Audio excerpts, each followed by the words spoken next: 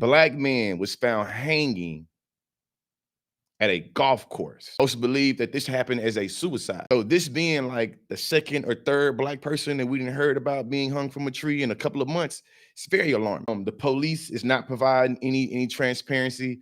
Torrance Medley's family is demanding a bunch of, transparency and, giving this country's history, like my guy Kasim said right here, is something that we all should be critical about, especially when these folks keep on trying to play in our faces and tell us that these black men keep on killing themselves. And I want to be clear on this too, and being critical. I do know that there is a male loneliness epidemic, and there are a lot of ways that men, and particularly black men, but especially men across the board, are much more successful in, taking ourselves out when we're experiencing depression, and especially when we start talking about suicide.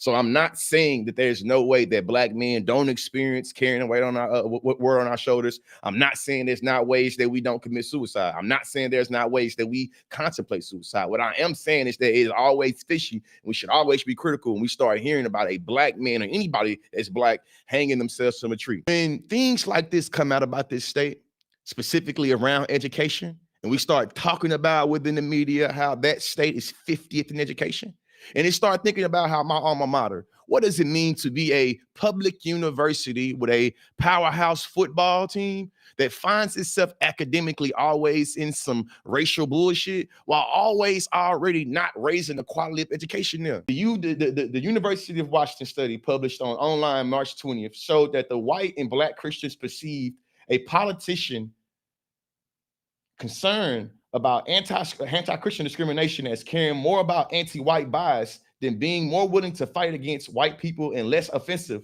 than one Christian anti-white bias. This study just showed that white Christians and black Christians interpret what white politicians talk about as being anti-Christian as something completely different.